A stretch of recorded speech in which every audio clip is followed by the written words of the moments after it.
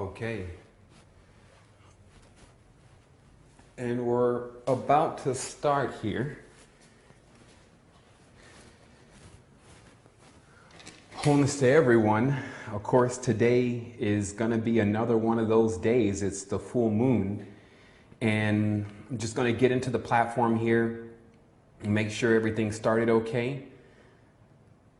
And then we're just going to get this thing going today. I mean, lots of information coming out today. Like, we're definitely on the precipice, as I call it, or the actual brink of massive understanding.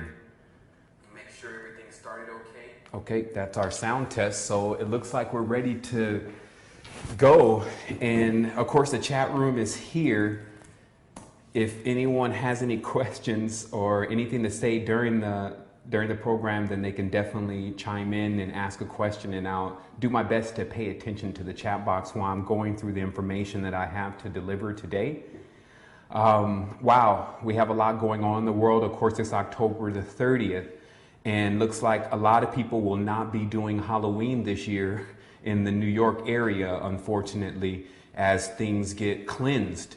It's also ironic that we do a show on water, because this, of course, was taking place right around, of course, a time where water is the key element that's being used to, depends on what kind of lifestyle you're living, either shake things up or cleanse things.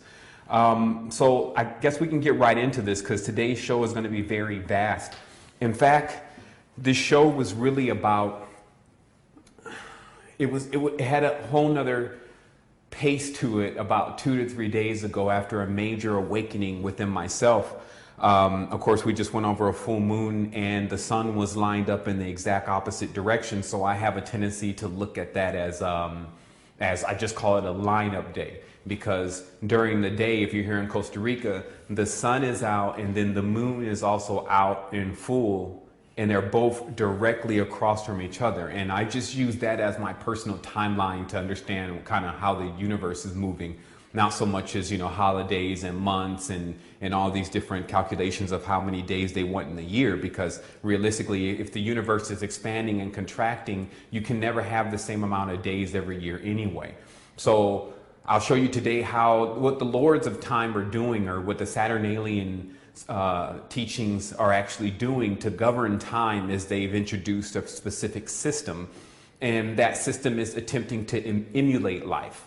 So we'll talk today about what the clones, as I say, the clones, Lucifer, Sataniel, and also how to bypass these glitches in the matrix in order to wake up your energy to its full potential, so that you'll understand the place of things here. So the reason why 2 days ago this conversation had a very, I would say it would be teacher-master conversation. In this case, I'm always the teacher. So notice I didn't say teacher-student.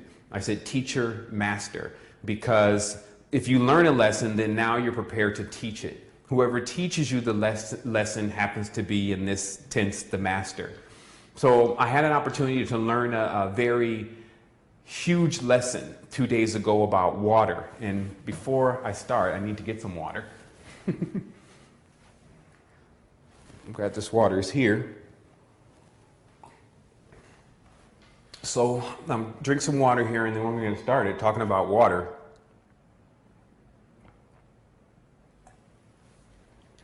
Because my mouth is rather dry. Okay, so let us begin. So of course, I was looking at a lot of the ancient symbols, and a lot of symbols that are being used today, and saying that I represent this. Like when you see the pentagram, or when you see the hexagram, and then someone says, I represent this. And then they give you their doctrine and their dogma, and they say, this is what this is really about. But something really started dawning on me in the meditation the other day about, if you look at water, as I just sourced the image here again, this is a water crystal. So if you look at water, you can actually see the entire truth to this world, just within the water. Whatever comes after that is what mankind added to it to try to explain it, or try to take credit of it. But if someone even says, I made water, this is no different than someone saying, I made the light bulb, when such items have been in existence across the universe for who knows how long. So at least ever since the beginning, even though there is no beginning. So we're still at a level of having to figure out how to comprehend that there's no beginning. So let us look here at the water crystal, and what comes to my mind immediately is a scripture that says, in my Father's house, now it's genderized, there are many mansions. And you can see easily here how, if you understand the esoteric nature behind those words that are spoken, that those many mansions became these different cellular cube worlds that are built within the entire structure that we're in. Because water, if you want to go and find God, some people are into this wanting to find God. If you want to find God, look at what you need. I would call that finding the Most High. Things that you have to have or you're out of here.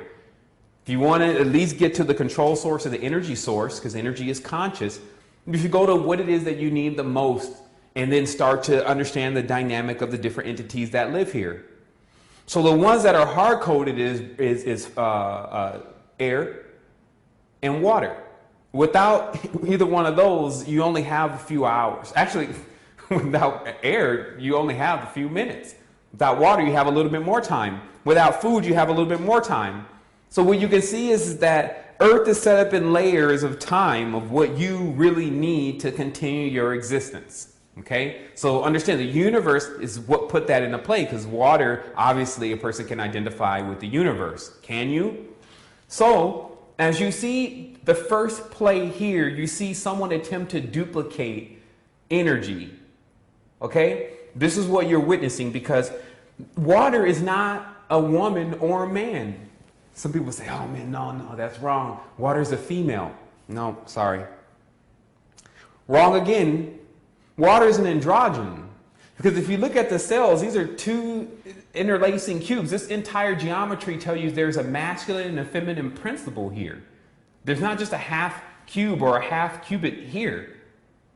So here comes the major knowledge that nothing that is truly alive and that can give energy can operate without the masculine and feminine components. This masculine and feminine is androgynous in the sense that it's actually beyond homosexuality, for those thinking that the androgynous has anything to do with homosexuality. Androgynous is beyond external sex. Androgynous is actually internal sex, if you wanted to put it the proper way. 2 6s, which is sex, 2 6s internally spinning like that symbol that they call the yin and yang. This is what's creating this perpetual life. Okay, so anything that gives life has to have these two interlacing triangles. So my major ascension technique is understanding your water that you're drinking and how the real appearance of water finally revealed itself to me. The water that's coming out of the drain now, running at the right angle, is, first of all, our water quality is so bad, but you don't see how bad it is because there's a chemical in it that is very similar to what they put in what I call Clearly Canadian. And this is a soda, and it's called Clearly Canadian. I used to drink it maybe 10, 15 years ago. And this is a good, juicy, sugary soda. But it looked like water. It was completely clear. So there's a chemical that they put in Clearly Canadian after they add all of these different flavors and colors and chemicals and all this stuff. Then they put this one last chemical and it makes everything look clear. How I figured out that that's a chemical that's used in water is why I was at the institution. Of course, many people are aware of the ionic foot bath. Some people have used the ionic foot bath, but we'll explain what it is. The ionic foot bath is supposed to be, let me check and make sure my sound's okay here. Yeah, okay, it looks like we're good on sound. So what the ionic foot bath is that in the clinic, you have this thing that looks like a foot tub. And it also has this little device that's attached to it that's an ionizer. And when you're supposed to put your feet in there and add, I believe, a little salt. And you put the person's foot in there and then you turn it on and it says that it starts to draw the toxins from the person's feet. Okay, and you can go look this up. And this is supposed to be very big because, of course, a lot of your toxins are actually in your feet because everything runs down according to gravity. And then it forms these crystals inside of your feet. And I'll just show you in this area, it forms crystals all over. And so sometimes some people have to, in this Ascension technique, come in and break the actual crystals. And generally this is very painful. So even if you're pushing it a little bit, that's not it. They even have one of these, when I was at the Institute, they had a particular old school rolling thing that you just rolled your feet across the top, and it worked to break these crystals of toxins that would build up in your feet. So then this ionic foot bath thing was created. So many people thought that, okay, this is going to be the way that I can get toxins out of my feet. And of course, I tried it a couple times. You put your feet in there. And then about maybe, I would say 3 minutes in, all this yellow, nasty, gooky stuff and brown stuff and slime and all this stuff starts boiling up in the tub. And then, of course, if the person asks, is that coming from my feet? The individual says, that's supplying the ionizer says, yes, that's coming from your feet. And the person's like, man. So they're thinking, wow, I'm not dirty. And then they're also thinking, man, this thing is, I'm kind of embarrassed here, but this thing is pulling out a lot of toxins out of my body. I must be really toxic.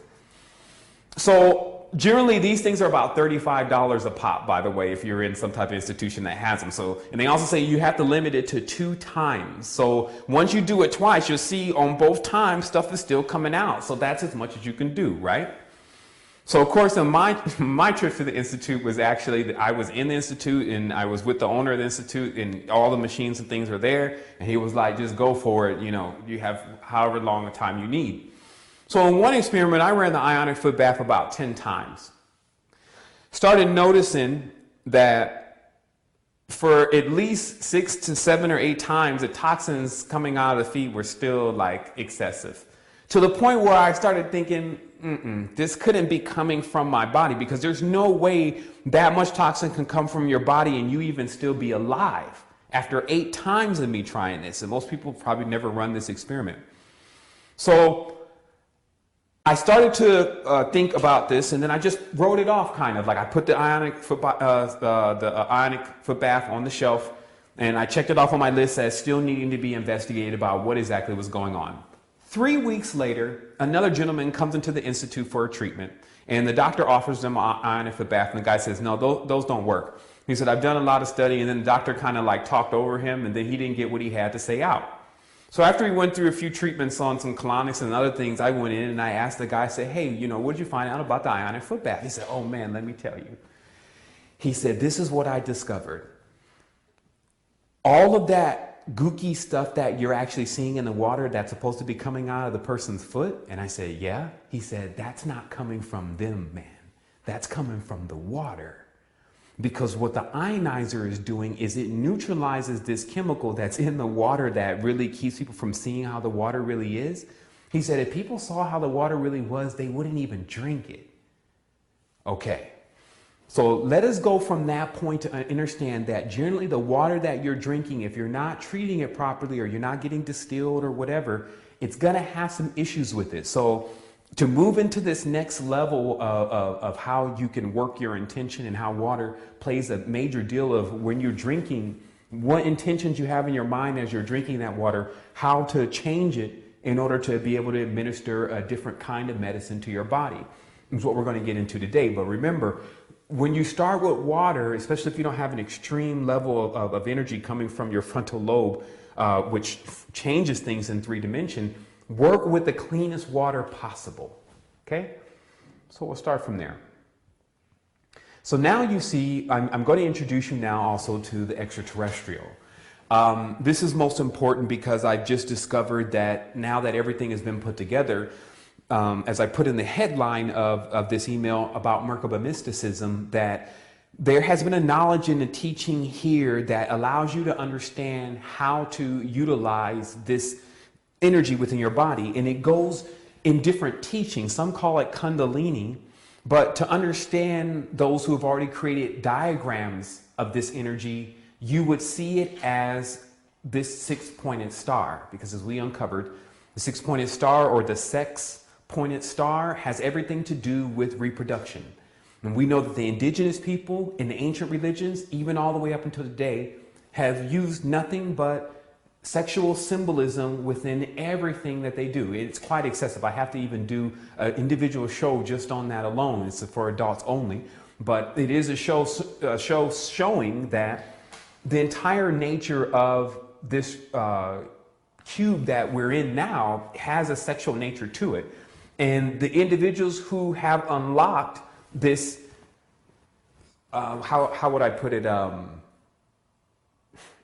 These interlacing energies, and to activate this field, can vibrate in and outside of this matrix, meaning that they actually have a portal within themselves. You have a portal within you.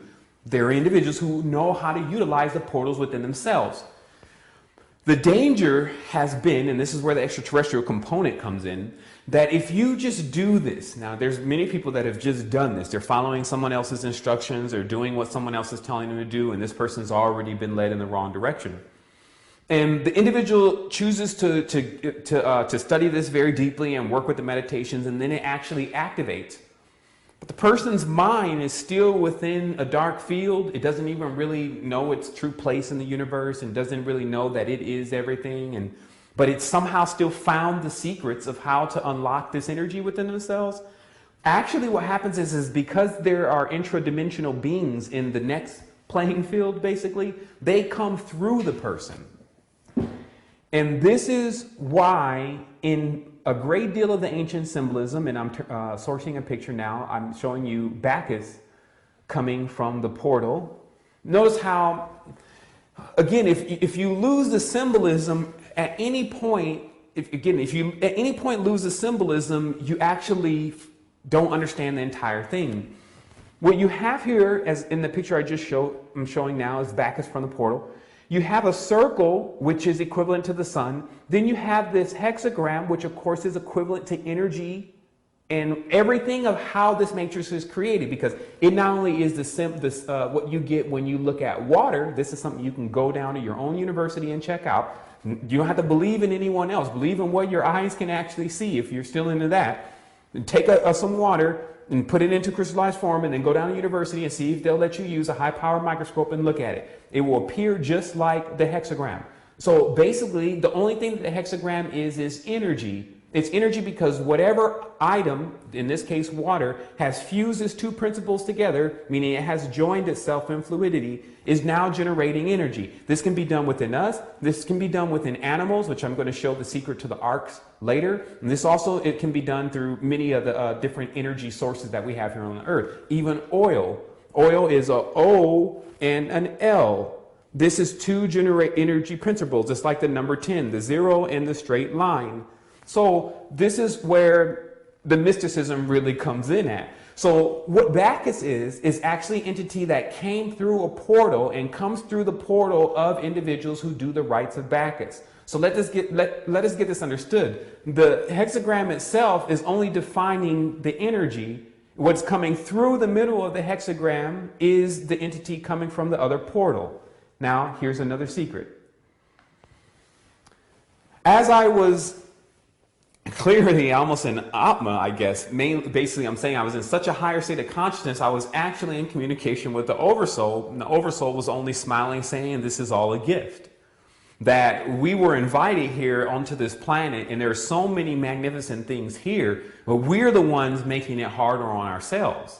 That humanity is actually doing all this stuff, and also the individuals the beings that humanity has made covenants with have themselves headlong in the matrix doing all sorts of things that they're complaining about. But originally we were invited by beings who built beautiful worlds, and we came to this one. This is what they're explaining to me, and they're saying, but here's how it works. Everything is still made out of one thing. So let us now think in mind the atom. Or maybe you can think in mind this interlacing tetrahedron energy situation, and understand that everything, even because light shows it, when you shine any type of lens at a light, the first thing that appears is a tetrahedron, then a circle. So in addition to that, when you look at water, the first thing that appears is this hexagon, which is the tetrahedron. So you should have to come to a conclusion at a certain point if you want to progress that, okay, these are the symbols of energy. Now, I'm going to show you, okay, I actually needed to upload an image here, just 1 second. So this is the situation that I'm talking about in regards to cloning.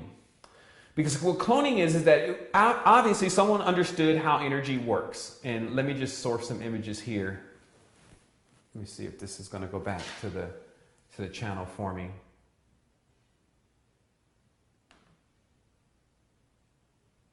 Okay.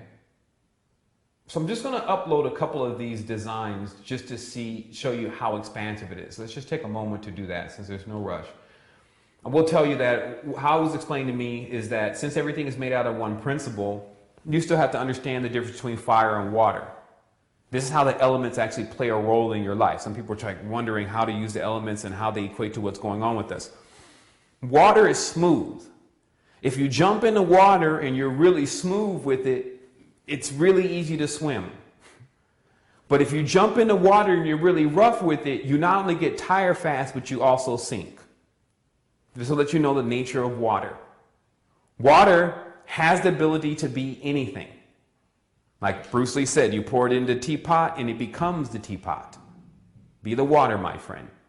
So what he's actually saying is that you're the energy, but you have to stay with your two components. You have to stay completely powered up. There could be no duality within you for you to obtain this next state of fluid strength, what you would see in an individual like Bruce Lee when he throws the punch. So what happens is that when you are removed from this body, which you will be, like everyone here gets removed from the body at some point, even though no one wants to think about it. If you go smoothly, which is actually the key to how to get out of the body and in and out of the body also, by the way. If you can come out smoothly, it governs the next frequency that you're going into. So you actually go into more smoother, perfected worlds, for better lack of words. So if for any reason, though, you happen to be coming out of the body very rough and you actually have to leave the body. Remember, when you're alive, you can stay in the body, and if you start feeling yourself come out of the body, you'll like snap really fast and then you'll come back into the body, right? However, what happens when it's time to actually leave? Basically when it's time to die, when now you have to come out of the body.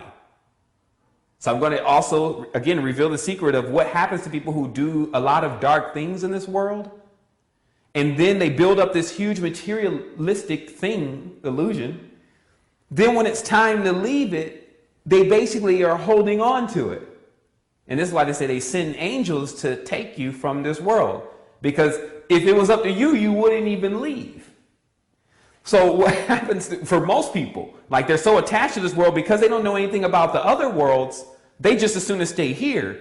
And any time, that's why they protect their lives so much, because, and this is what creates the fear. Anytime something happens that is about to, they think is about to remove them from the world, they get extremely scared, the pineal gland closes up, and they tense up, and they brace for impact, right? What if I told you there are those that are trained that in the face of fear, there is no stiffness. There's no hindrance. That this type of level of calmness, which comes in really conquering a lot of your fears, actually gives you the ability to enter and release yourself from your body at will. This is what this information and knowledge contains.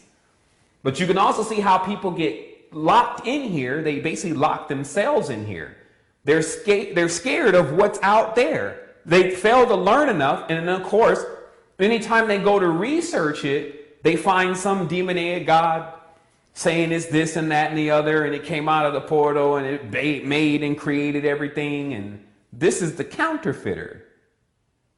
Now, there's a counterfeiter in your world, is what I'm telling you. There's a being that takes symbols and things from nature, and then, or actually it's a whole group of them, they take symbols and things from nature, and then they bring it out into the open and they say, this is ours. We created energy. We created you. Anytime somebody says, we created you, this means they're saying, we created energy. No, they didn't. That's a lie. So you would learn, again, the thing that is controlling much of this, known as the Tetragrammaton, Yahweh, is a lion. which we connect also to a lie, like a rampant lion. But also in heat is the level of this energy that one is encountering in dealing with any of the Christian, actually all of the systems that you see here on earth. Like if you look at the spiritual systems here on earth, as we'll keep going through it here, they all trace back to mainly one entity. So what that entity did is hacked it before it got to us, and they took the symbol and said, we're energy.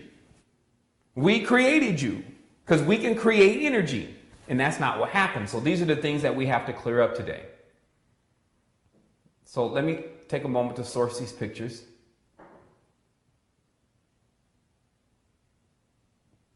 Okay, so what we have here is, now what we're calling a hexagram is also known as the shirkan, because hexagram is a Greek word. So it's the shirkan.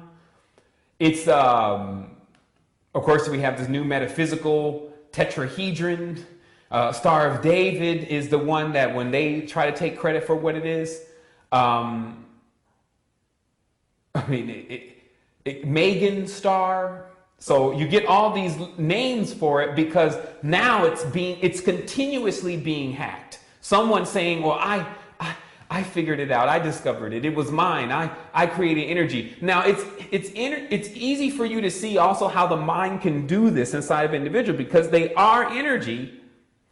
If they just wouldn't try to personalize it though, it belongs to everyone. And this is also why the secrets behind energy is what the world is in conflict over right now. We feel like there's some type of scarcity of energy and it's making everyone tensed up. So also a lot of people are manifesting the end. But of course, if you notice in the situation, obviously everyone's aware of in Jersey, New York with the storm, that they just had to have something to say that 2012 caused a great catastrophe. When by part, 2012 has delivered massive levels of awakening and information. The level of the positive energy on this planetary field has guided us through this complete year with only a few incidents compared to how many people are still left on Earth. The Japan situation was very serious, yes, and there was many serious situations, but there's still billions of people on Earth. Our overall population is still growing. So now you look and of course, everyone is fascinated with the darker side of Wicca. So now it's October 30th and all those, or 31st is coming, and then on the wane side of the moon, because it was just full. So you have all these people who are totally blind to bringing up dark energies. Look, if something is jumping on another thing and blood's going on everywhere and it's chewing into its neck, how could this ever get you in the right direction? Likewise, if something was up the street and it was doing that, you wouldn't just sit there. All that big and bad person you think that you are will go in one direction. And you would be left there, meaning that most people who like this kind of stuff only like to watch it. Because remember, we have to acknowledge there's people who like horror. They like to watch it, but they don't like to be in it.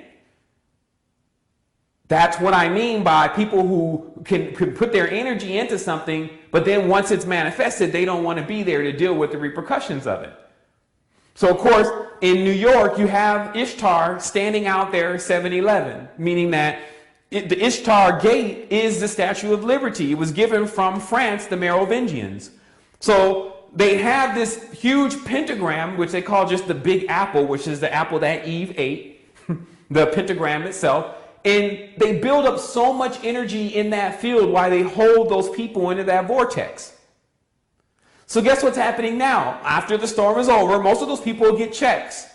That'll be their exodus money. To understand what's happening in the United States is to understand your choices. You either choose the robot Romney, who's the other side of Remus. Rom is the other brother in Rome. That's why Rome begins with R-O-M. That's why computers have ROM. Okay, to understand that world is something that you need to look up Newman in Google, N-U-M-A-N, to understand what the entity they want to push for in their Zion.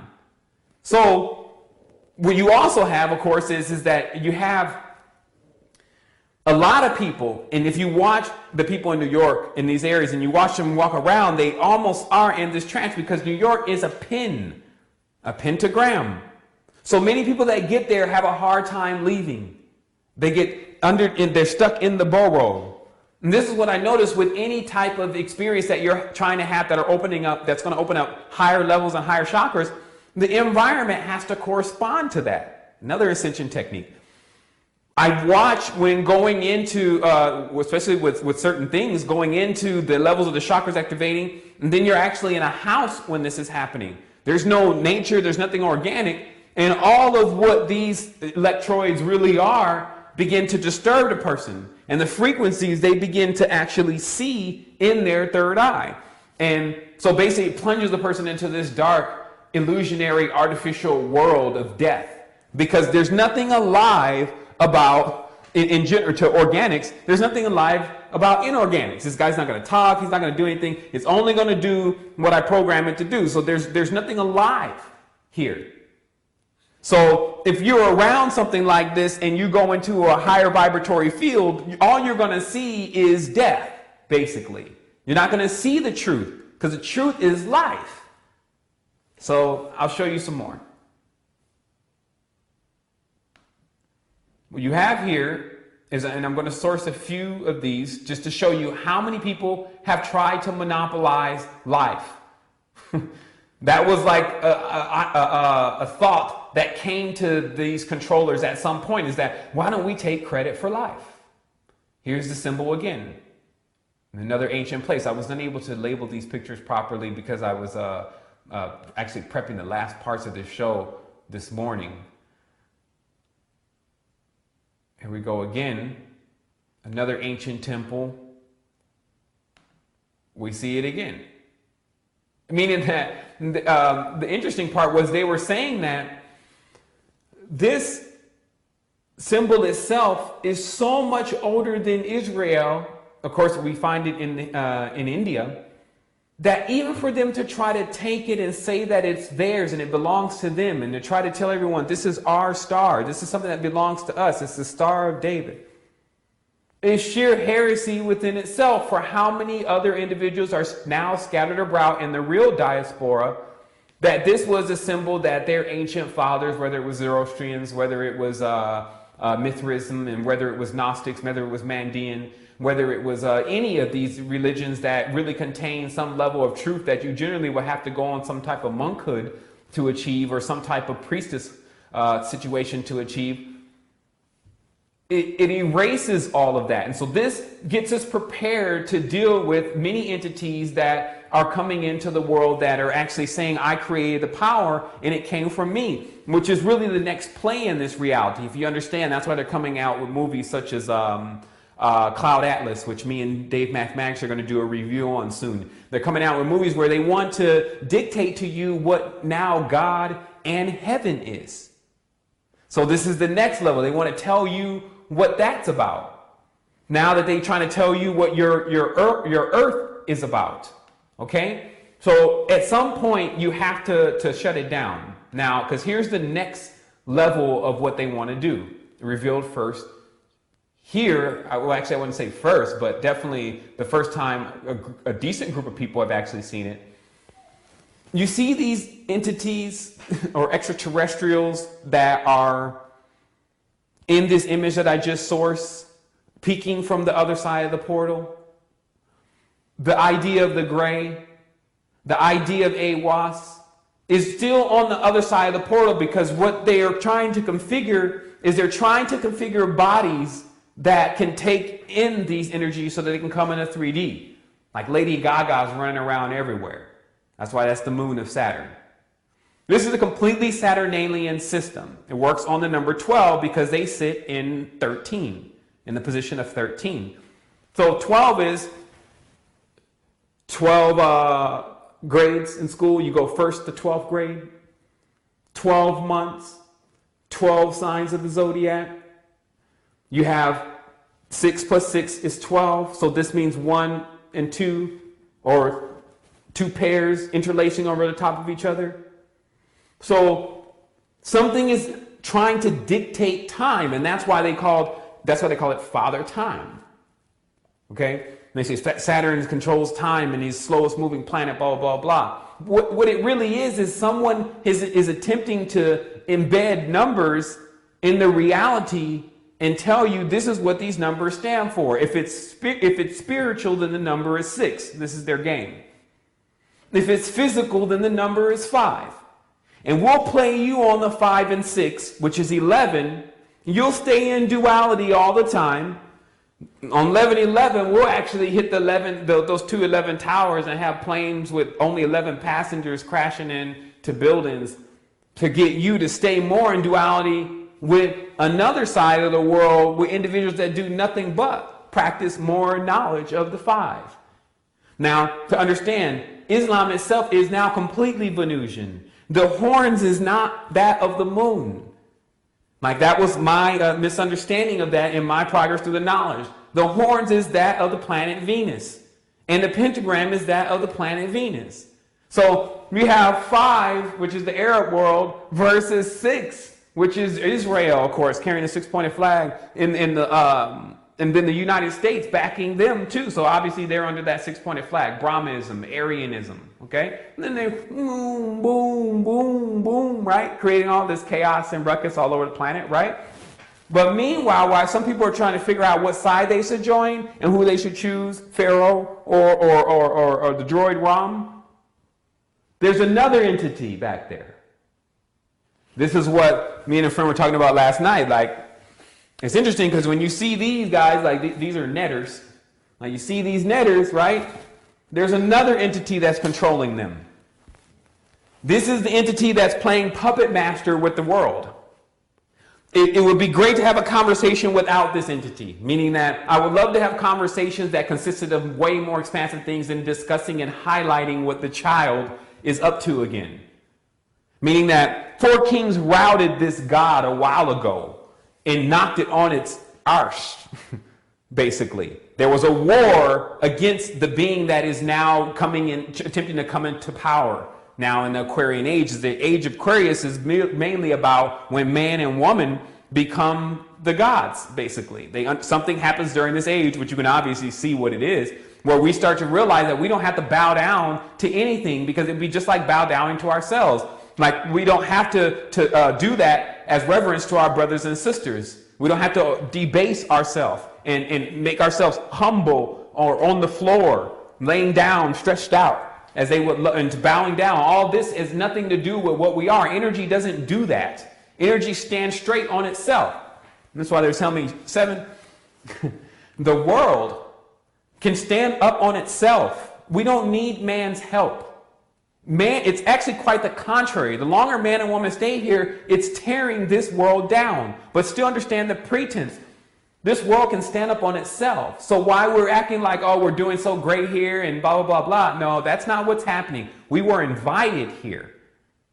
Now, here's, of course, the difference again from leaving the body. If you leave the body like water, you're smooth. You already know where you're going. It's a smile on your face, happy frequency. You're headed there.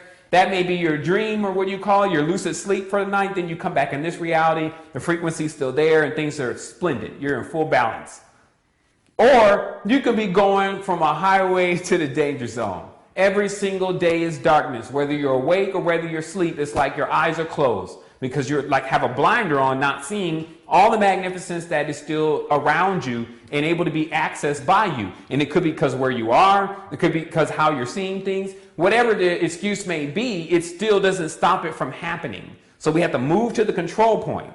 So again, these netters, now I'm going to give you the next secret here with the Egyptian netter system, since so many people are still trying to act like that what we're delivering is not the truth. Now, first of all, the difference between illuminated and enlightened, let me explain to you, is illuminated means someone else has lit the path and you are following the light in which they have lit for you. This is what illumination is, okay? So if the one who is your light happens to be leading you in the wrong direction, you'll never know because you are not enlightened. Enlightened means you have a light within. This means that in dark places, you just light up resplendent and you don't need external beings to pave and show you the way. because you are everything. You've in full realization of that. Your dynamo is working. So you have a light body. Now, again, on the physical level, men and women, to understand that lucid dreaming can easily be accomplished if you would just run and swim at least 3 times a week and build up the oxygen within your blood. So that way, and then the whole body breathing, because what you have is your system is constantly igniting then on prana and oxygen.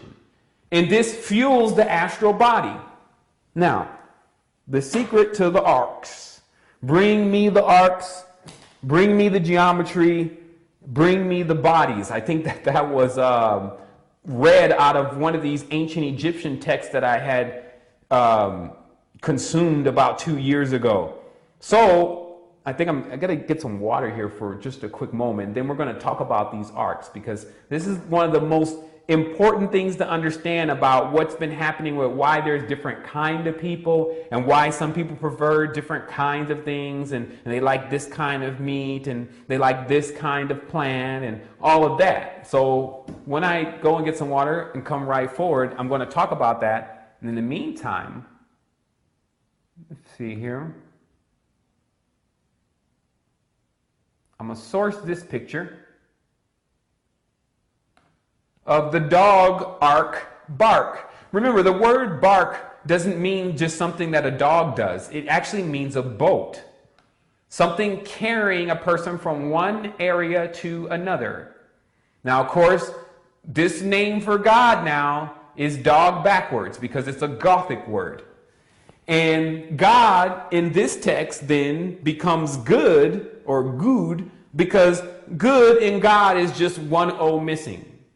And then the devil becomes evil, or the devas become evil because you just put a D in front of evil, and that means devil. So the only thing that these words God and devil really are wordplay. To get you to see because you're talking English, and the English are fighting a certain group of individuals that are represented by a certain group of stars and a certain vibration. They program in the language that that's your enemy. So we're going to talk about that when we come back, or forward, as I always say.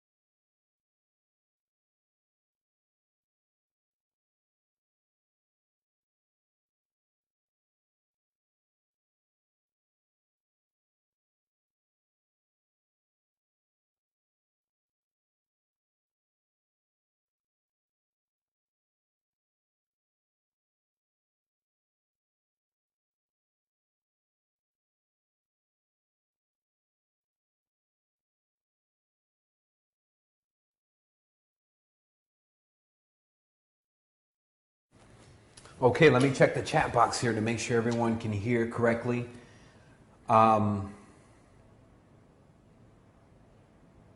Okay, great. Looks like everyone's still tuned in. Also, I did just cut the mics back on, so if anyone can let me know that they're... Actually, hold on. I can just cut the sound on for a second. Let's see. Okay, let me check. All right, so looks like we're ready to go.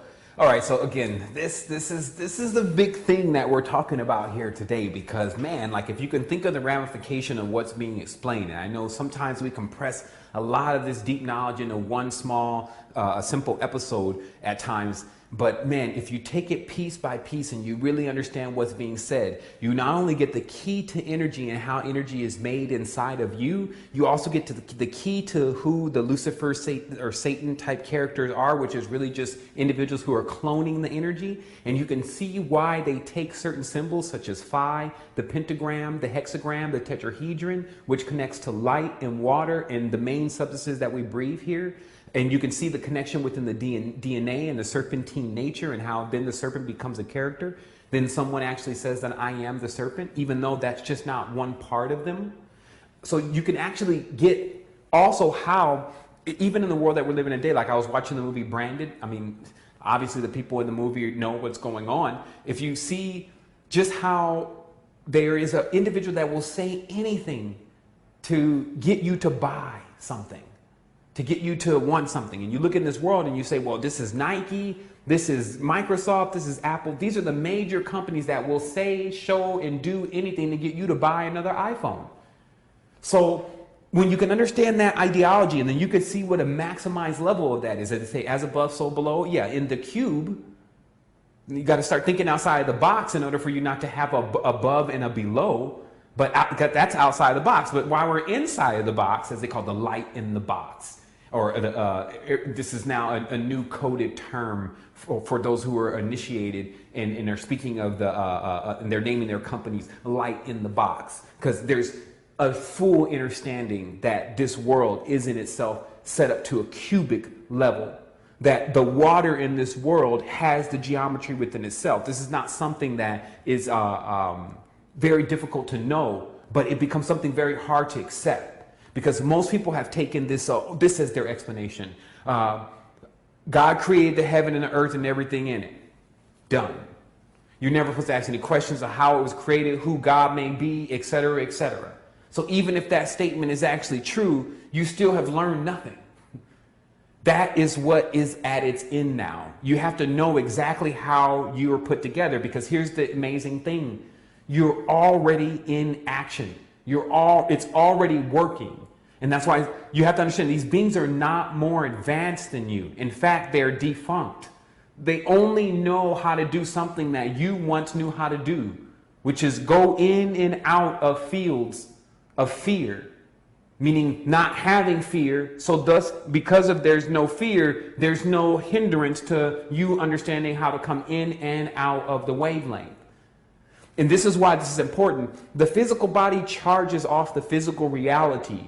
The spiritual body only charges in the spiritual world. Like it only can find its source there. While in this world, man, they keep inventing sources. So let's go through this.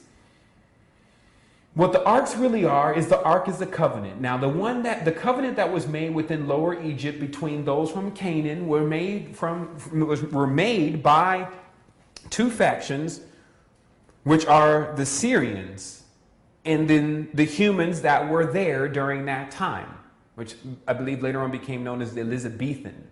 So what happens here is that the covenant that has been made between the Syrian Empire and the Elizabethan dynasty is a covenant with the dog. Now, the dog god, who's also Canaan, or the Cain, is a protector in a certain sense. And this is how it plays out in their physical reality. What animal out of all the animals has the closest place with man and woman and family? The dog. Not the fish, not the bird, not the cat even. The cat is close because that was the last era.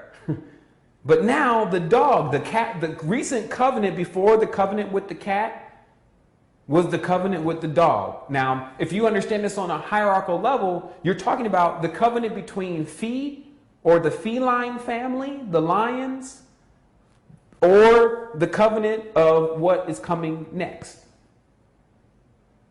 This covenant with the dog. Now, what the Ark of the Covenant is actually, it's not only a hyperdimensional communication device, it not only contains certain artifacts that were present during the covenant itself, meaning that if it's the witness per se, it's the deed or contract per se, but it's not just as simple as a piece of paper.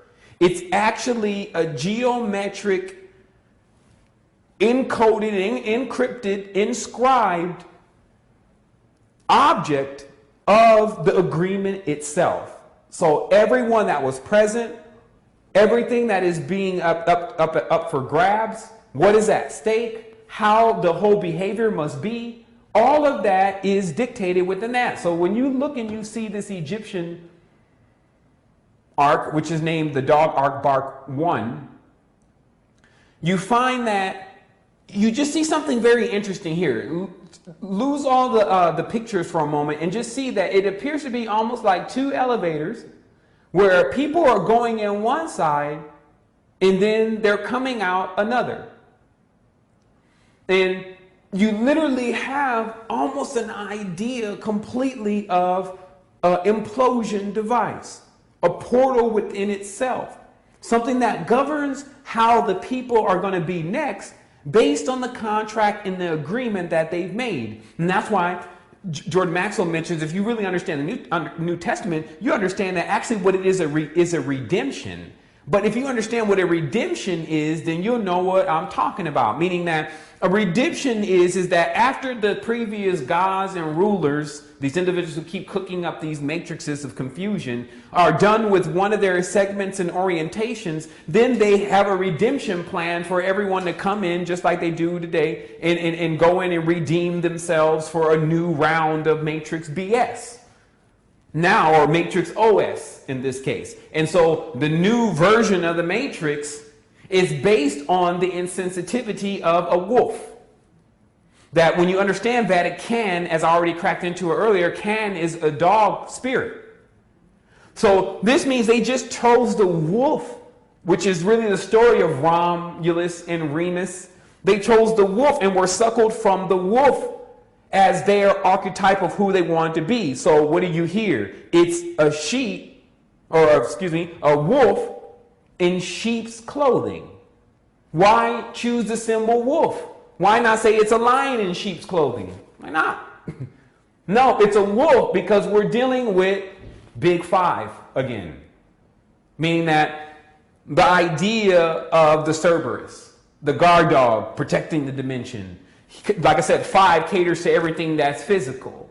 Anything that you want to do, look at the word, PH, phi and physical, all these are the same words. Anything that's physical. You want physics? We'll take it to you on the high end. That's the highest we can get it. You want to fight? You want an MMA? You want to sit in the octagon? You want to get physical about this? So that's 5. And then when the one is more spiritually inclined, this means they're like born on the other side of this same chaos of the planet. You're on the 6th now, left hand path. Then they got a bunch of stuff cooked up in there for everyone too, about how they're explaining what the symbolism really is. Symbolism is energy. Energy doesn't have an explanation. It just is.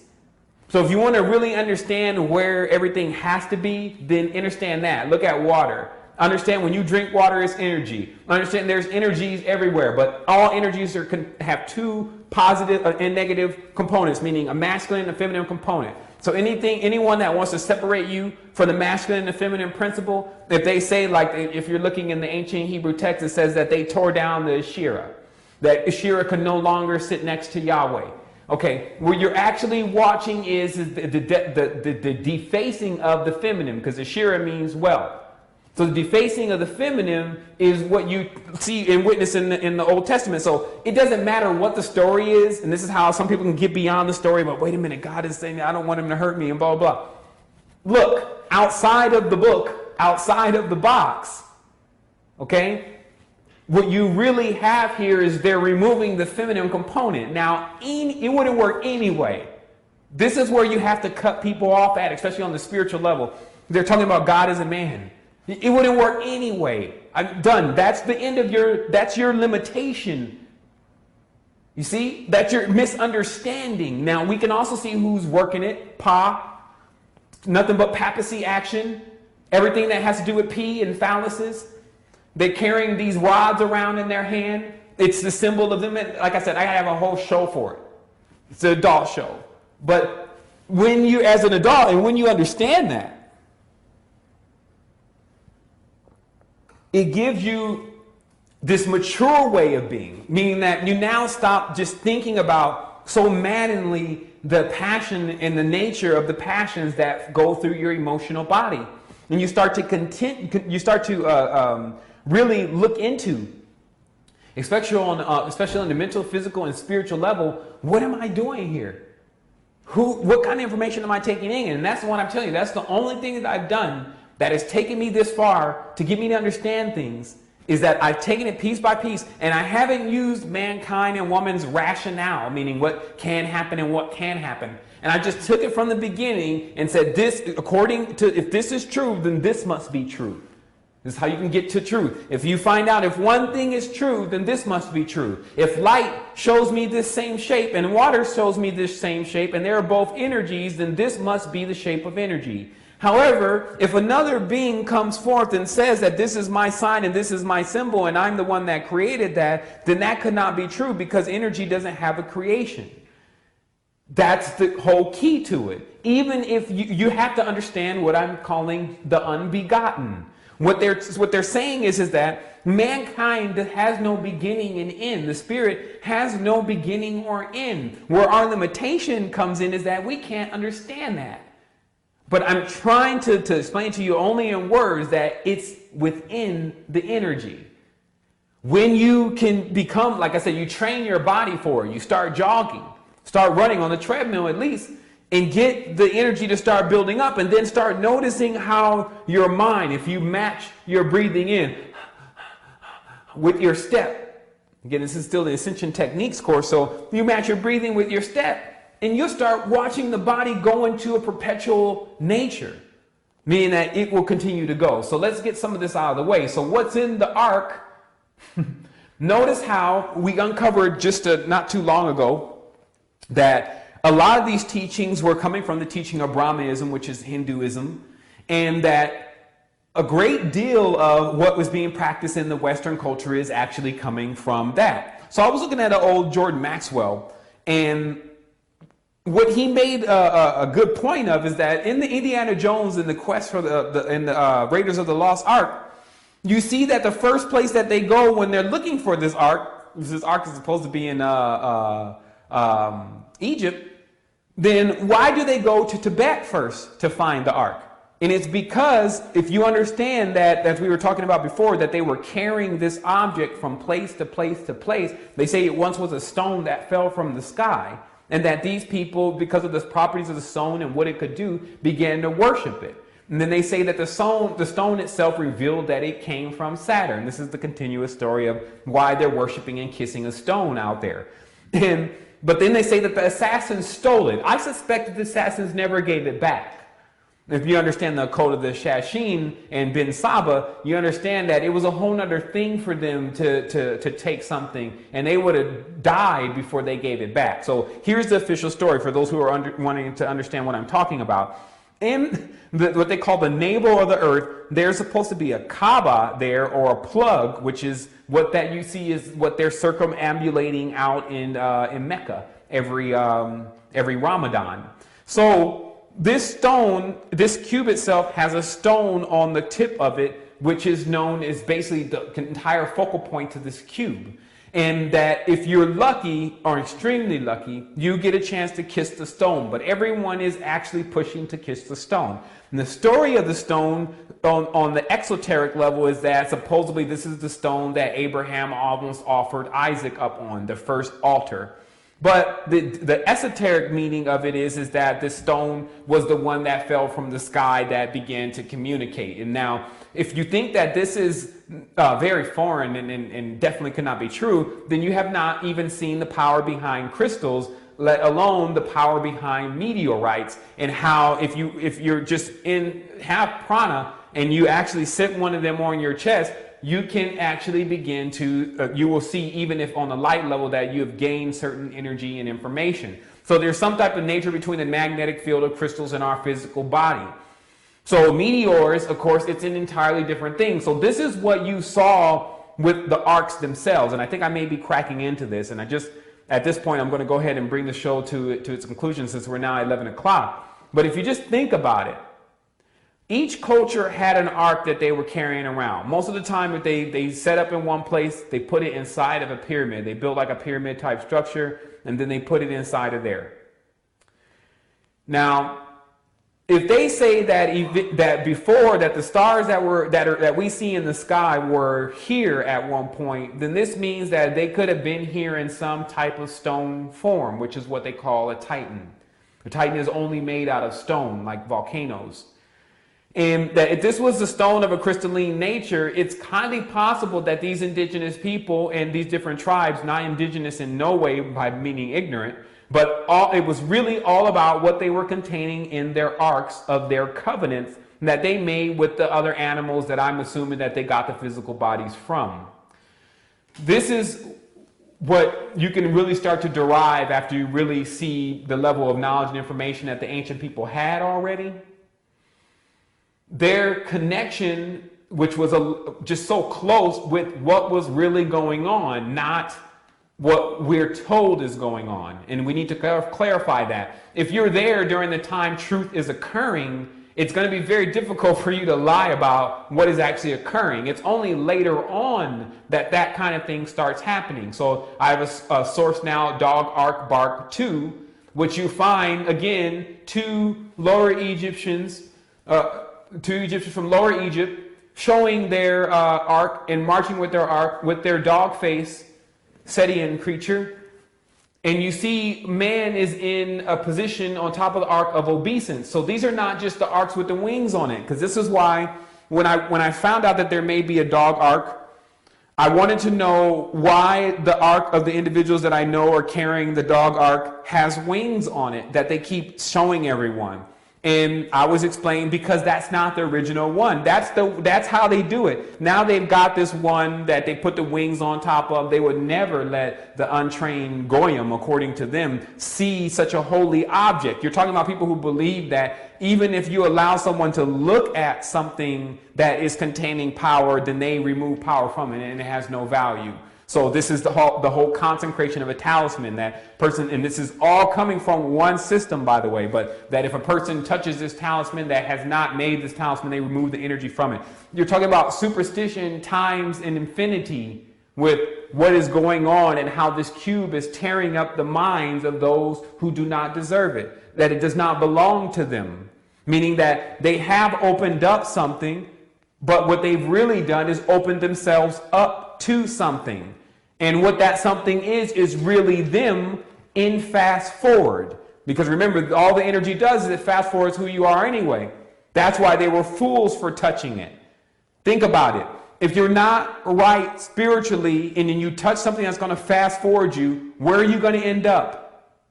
Do you somehow equate that you're going to end up into something better? No, you've already gained or you've already basically put in the coordinates for your projection based on your own frequency. This is how you can't cheat the universe. The universe makes sure you don't cheat. You may want to play the game, but the universe is not going to let you cheat. So let's finish this here. So you had covenants and pacts and oaths and rituals and arks being made by the indigenous people and by people of other nations, colors, and creeds. This is a lot of what we're dealing with here in our world today, things that our ancestors have done. Now we are in a position where we must understand what they've done, and we must also understand how it's affecting us, and we must treat ourselves accordingly. This again is what I would call an adult conversation. That's all we really have these days, adept conversations. Here's one of my last sourcings of information, so you understand who's king, who's Khan, who's Coin, who's Cain, who's Cohen. All those words are the same thing, of course.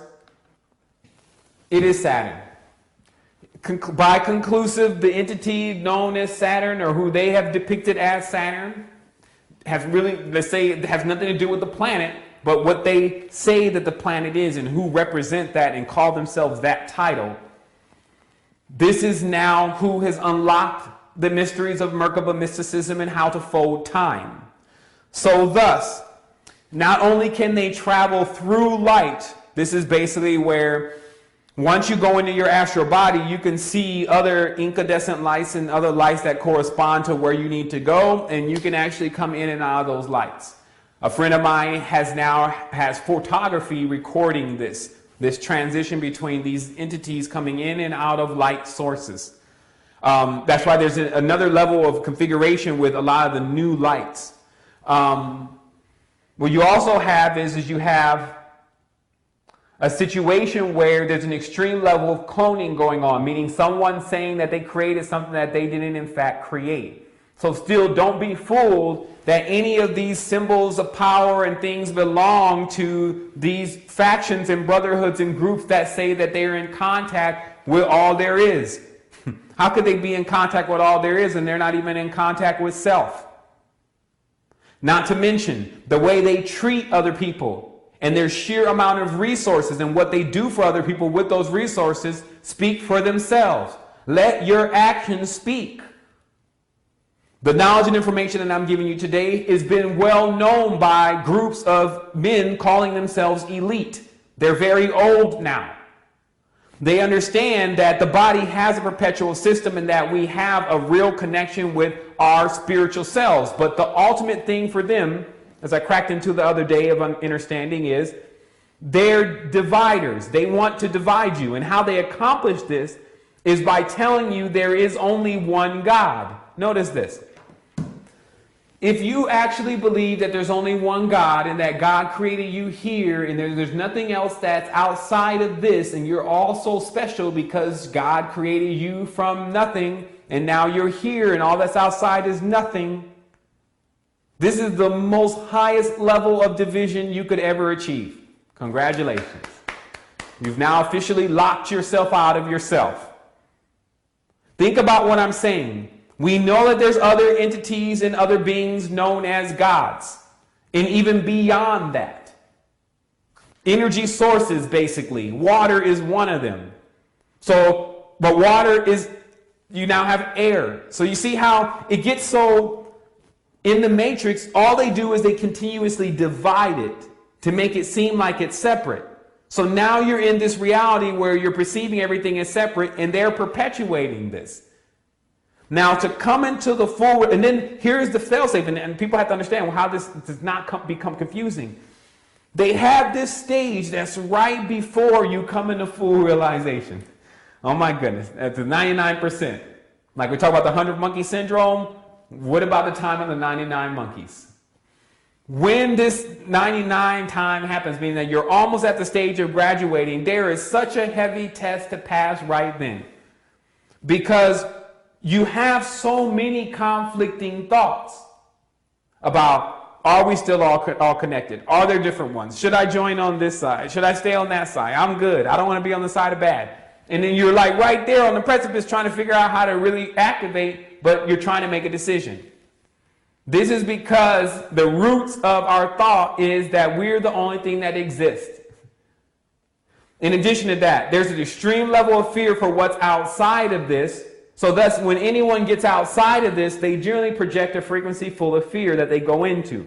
Meaning that these beings are not, or humans or Masons or Illuminatis are not going into worlds that are of great pleasure for them. Because they've already taken in the gold and all the rest of these distorted symbols, and they think that spirituality is one kind of way, when they get access to their astral vehicle, they go into this dark plane of the abyss. Anytime you're going into something and it appears dark and not full spectrum, you're going into ignorance. We've already discovered that. Nothing should be dark as you're going through it when you're enlightened. So this is, again, key lessons to understanding all of this, somehow trying to use the English language to do all of that. So let's just get to these questions really briefly here, because I said I was going to answer some questions and someone did send me some questions, but I'm sure they have the answer to those questions now. But this question is, I found a book on seals, and the people were saying that I needed to meditate on Metatron. It says it again, Tron. Once again, an entity attempting to tell everyone I'm the controller of the metafield, the metaphysical, which is meat. Meta, M-E-T-A. It's an anagram for meat, what you consume, your mate, your other part, which you consume. Remember, this is an energy thing. So the metaphysical is only talking about the reproductive energy of the world. So when you go into Merkaba mysticism and Metatron meditations, they have at the end, or sometimes in the beginning of the meditation, them specifying who this energy is. This is Jupiter. And then Rabbi Ben Koba and Echaim Weidman and all these other individuals, Sri Baba and him, and then they're off on an adventure of worship. You cannot have these individuals hack the energy for you. So we've explained what these symbols really mean. You should sit down within yourself and start asking yourself how to just understand the principle of getting your body charged up again. Not focusing on what someone else is saying, this is what's going to charge up your body. You understand the principles. The geometry has been introduced to you, two interlacing triangles, showing you that it's just two opposing forces. But don't think that when you get completely under the microscope of many molecules that represent energy, that you're just going to see these two triangles. You're going to actually see orbs. So to understand the curve that must be added to any type of meditation that has anything to do with straight lines is to get to the top of that and to the bottom of that. So people should understand many of these trainings and teachings, it's not, they're not pushing people in the right direction. Now, and then the person says, which brings me to ask about the angels or the angles and what Thoth warns about in the Emerald Tablets about traveling in angles and curves, and one should not travel in angles. Would that be that it's because it's artificial? You also warn about Thoth, and I have many doubts about him being on the good side or not. I'd love to hear some more about that. Okay, so let's get it clarified that you have in succession archons coming to the world as saviors and saying that they're either of God or designed by God and hear on God's message, etc. And now the person is to basically do obeisance to them, worship them, and somehow in doing that, you will get to God. This, of course, is the Jesus story also. It's any Messiah story. So I'm sourcing a picture here of an original picture of Hermes so you can understand the symbolism. And happen to be on the desktop. Hermes Thoth is actually in itself another clone. Like every time people are imagining that there's just one individual and he comes down and his name is Hermes, you're not understanding the symbolism that these people ride in. Okay, so here we go. I've just sourced a picture of Thoth Hermes. If you go all the way to the top, and you'll see he's carrying, of course, the caduceus rod, or actually, excuse me, a staff with a serpent coiling up. Everyone knows what that means. You see in one hand he has the Ankh, and that Ankh is, of course, a circle and a straight line. We know what that means. We see in behind his head he's now taken the solar principle. So now you can see where this is going to go. This is how they hack the symbolism, because Thoth is here on a man's body. So now behind him is this sun, so the sun now has become a man. Last lesson, we just learned about water. Water is not just a woman. The sun is not just a man. It's a dynamo. It has to contain a masculine and a feminine, or a positive and a negative. So then the lion shows up, who's of course on the face, who is Yaldabaoth, aka Yahweh, who is Yahweh, of course, is as Jordan Maxwell already uncovered, is originally meant the expression in an orgasm for the Hebrews, because there was a communion that took place between them and this God. Some say that it was inverted, if you can understand what that means. So again, we have to save that for the adult show. So again, what you see here is you see the symbolism being hacked. Now what having this knowledge and information that we've been providing allows you to do is it allows you to actually see where much of the symbolism has been misinterpreted, that there has been a falsified war between male and female here in this world. That's what keeps us in conflict, even though we definitely need each other to survive. You'll see religions come forth that eliminate the feminine principle altogether. Like I said, when your kids ask you, well, mommy, if God is a dad and a father, where is mommy? It's a ghost. You see? Mommy's not even alive. God is alive, but mommy's a ghost because I guess they killed mommy. You see? Like, people don't understand the ramifications of the games that they're playing with your spiritual life. And then understand that we're talking about this and you're starting to understand why this couldn't be correct. But imagine the people that are not understanding that and have no clue what's going on. Then you start seeing that this is not a game at all, right? And that there are extraterrestrials here.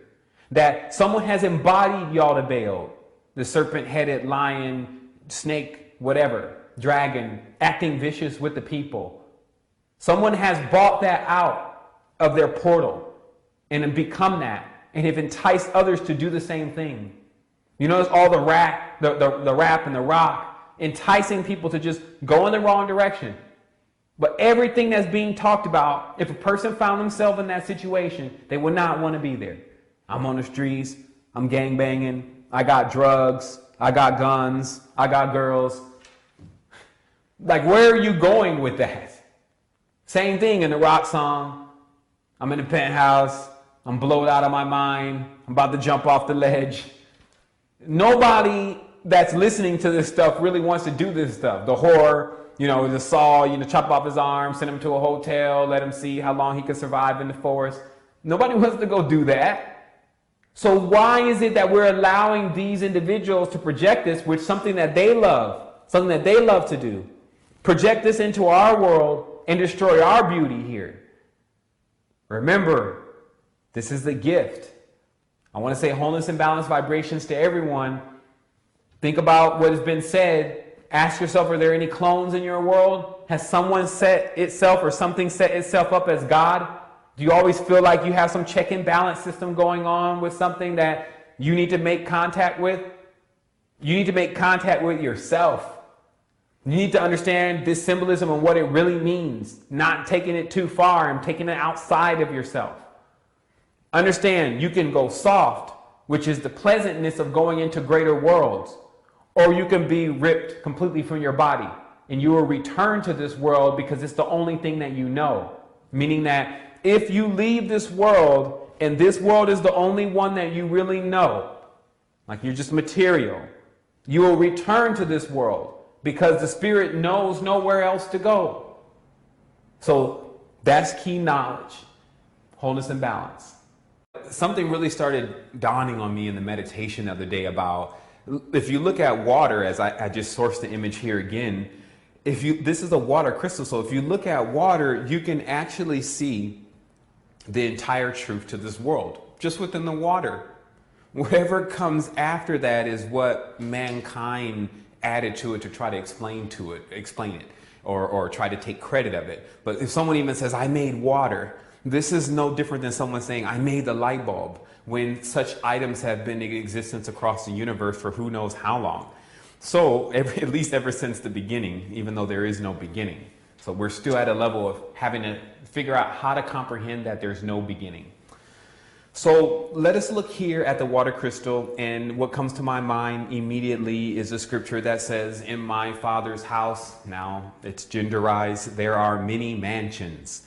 And you can see easily here how, if you understand the esoteric nature behind those words that are spoken, that those many mansions became these different cellular cube worlds that are built within the entire structure that we're in. Because water, if you want to go and find God, some people are into this wanting to find God. If you want to find God, look at what you need. I would call that finding the Most High. Things that you have to have or you're out of here. If you want to at least get to the control source or the energy source, because energy is conscious, you should go to what it is that you need the most and then start to understand the dynamic of the different entities that live here. So the ones that are hard-coded is air and water. Without either one of those, you only have a few hours. Actually, without air, you only have a few minutes. Without water, you have a little bit more time. Without food, you have a little bit more time. So what you can see is that Earth is set up in layers of time of what you really need to continue your... Okay. And we're about to start here. Wholeness to everyone. Of course, today is going to be another one of those days. It's the full moon. And I'm just going to get into the platform here and make sure everything started okay. And then we're just going to get this thing going today. I mean, lots of information coming out today. Like, we're definitely on the precipice, as I call it, or the actual brink of massive understanding. Make sure everything started okay. Okay, that's our sound test. So it looks like we're ready to go. And of course, the chat room is here. If anyone has any questions or anything to say during the program, then they can definitely chime in and ask a question, and I'll do my best to pay attention to the chat box while I'm going through the information that I have to deliver today. Wow, we have a lot going on in the world. Of course, it's October the 30th, and looks like a lot of people will not be doing Halloween this year in the New York area, unfortunately, as things get cleansed. It's also ironic that we do a show on water, because this, of course, was taking place right around, of course, a time where water is the key element that's being used to, depends on what kind of lifestyle you're living, either shake things up or cleanse things. So I guess we can get right into this, because today's show is going to be very vast. In fact, this show was really about, it had a whole nother pace to it about 2 to 3 days ago, after a major awakening within myself. Of course, we just went over a full moon, and the sun was lined up in the exact opposite direction. So I have a tendency to look at that as I just call it a lineup day, because during the day, if you're here in Costa Rica, the sun is out and then the moon is also out in full, and they're both directly across from each other. And I just use that as my personal timeline to understand kind of how the universe is moving. Not so much as, holidays and months and all these different calculations of how many days they want in the year, because realistically, if the universe is expanding and contracting, you can never have the same amount of days every year anyway. So I'll show you today what the lords of time are doing, or what the Saturnalian teachings are actually doing to govern time, as they've introduced a specific system, and that system is attempting to emulate life. So we'll talk today about what the clones, as I say, the clones, Lucifer, Sataniel, and also how to bypass these glitches in the matrix in order to wake up your energy to its full potential, so that you'll understand the place of things here. So the reason why 2 days ago this conversation had a very, I would say it would be teacher-master conversation. In this case, I'm always the teacher. So notice I didn't say teacher-student. I said teacher-master, because if you learn a lesson, then now you're prepared to teach it. Whoever teaches you the lesson happens to be, in this tense, the master. So I had an opportunity to learn a very huge lesson 2 days ago about water. And before I start, I need to get some water. I'm glad this water is here. So drink some water here, and then we're going to start it talking about water.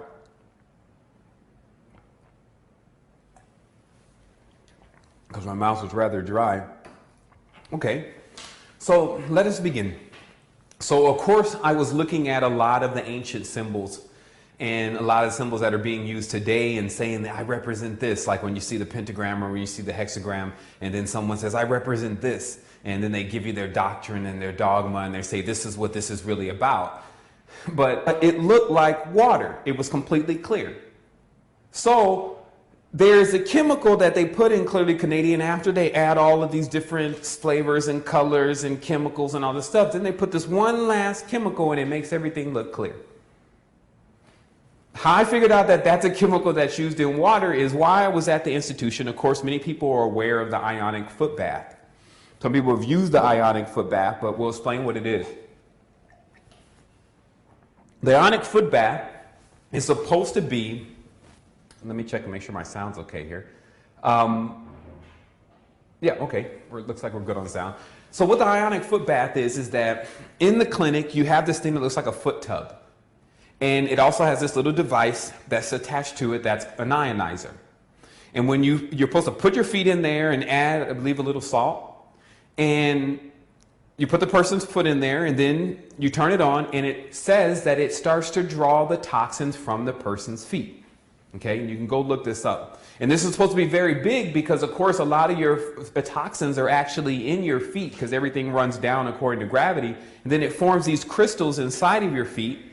And I'll just show you in this area, it forms crystals all over. And so sometimes some people have to, in this Ascension technique, come in and break the actual crystals. And generally this is very painful. So even if you're pushing it a little bit, that's not it. They even have one of these, when I was at the Institute, they had a particular old school rolling thing that you just rolled your feet across the top. And it worked to break these crystals of toxins that would build up in your feet.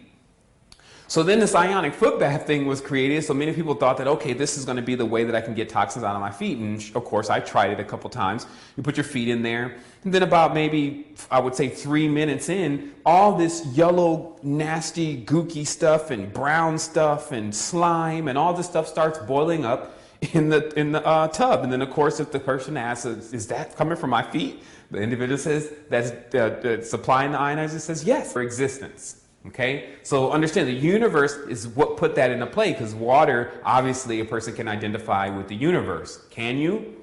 So as you see the first play here, you see someone attempt to duplicate energy. Okay, this is what you're witnessing, because water is not a woman or a man. Some people say, oh man, no, that's wrong. Water is a female. No, sorry. Wrong again. Water is an androgen, because if you look at the cells, these are two interlacing cubes. This entire geometry tells you there's a masculine and a feminine principle here. There's not just a half cube or a half cubit here. So here comes the major knowledge that nothing that is truly alive and that can give energy can operate without the masculine and feminine components.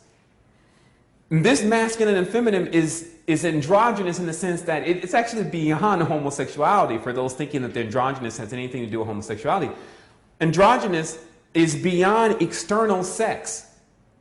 Androgynous is actually internal sex, if you wanted to put it the proper way. 2 sixes, which is sex, 2 sixes internally spinning like that symbol that they call the yin and yang. This is what's creating this perpetual life. Okay, so anything that gives life has to have these two interlacing triangles. So my major Ascension technique is understanding your water that you're drinking and how the real appearance of water finally revealed itself to me. The water that's coming out of the drain now, running at the right angle, is, first of all, our water quality is so bad, but you don't see how bad it is because there's a chemical in it that is very similar to what they put in what I call Clearly Canadian. And this is a soda, and it's called Clearly Canadian. I used to drink it maybe 10, 15 years ago. And this is a good, juicy, sugary soda.